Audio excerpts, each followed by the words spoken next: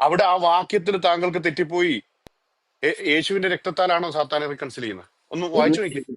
1:20 ഞാൻ അത് വായിച്ചത്. തന്നെ ഞാൻ പറഞ്ഞു. 1:20. കൊലോസ് 20, എഫേസ്യർ 1:10 ആ 2 വാക്യങ്ങളാണ്. അല്ല, അപ്പൊ അവിടെ ആ പറഞ്ഞിരുന്നത് വാക്യത്തിൽ ഒന്ന് വായിച്ചു നോക്കാനാമോ? ഒന്ന് വായിക്കാമോ? യേശുവിന്റെ രക്തത്താലാണ് സാത്താൻ റിക്കൺസിൽ ആകുന്ന താങ്കൾ ഈ പറയുന്നത്? അങ്ങനെ അവിടെ എഴുതിയിട്ടുണ്ടോ? ഒന്ന് കൊലോസ്യർ വായിച്ചു. 1:10 അങ്ങനെയാണ് എഴുതിയേക്കുന്നത്. അപ്പൊ യേശുവിന്റെ രക്തത്താല് ഓക്കെ, സാത്താനെ രക്ഷിക്കുന്നുണ്ടെന്നാണ് ഈ പറഞ്ഞു വരുന്നത്. യേശുക്രിസ്തു സകലത്തിന്റെയും മധ്യത്തിലായിട്ട് പിതാവായ ദൈവത്തിന് മീഡിയേഷനായിട്ട് നിൽക്കുകയാണ്. സകലത്തിന്റെയും മധ്യത്തിൽ, അത് പിശാച് ഉൾപ്പെടെയാണ്. പിശാച് ദൈവത്തിന് പ്രിയപ്പെട്ടവനാണ് സഹോദര. നിങ്ങൾ എന്തിനാ അങ്ങനെ പിശാചിനെ അങ്ങനെ ഐസൊലേറ്റ് ചെയ്യുന്നത്? പിശാച് ദൈവത്തിന് പ്രിയപ്പെട്ടവനാണ് സഹോദര. നിങ്ങൾ എന്തിനാ അങ്ങനെ പിശാചിനെ അങ്ങനെ ഐസൊലേറ്റ് ചെയ്യുന്നത്?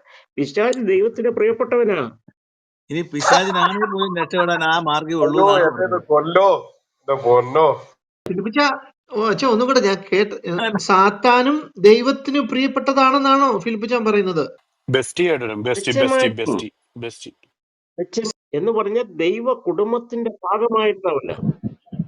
എന്റെ പൊന്നോ, നിങ്ങളൊക്കെ പഠിച്ച് പഠിച്ച് എങ്ങോട്ടാ പോന്നേന്നുള്ളതാണ്.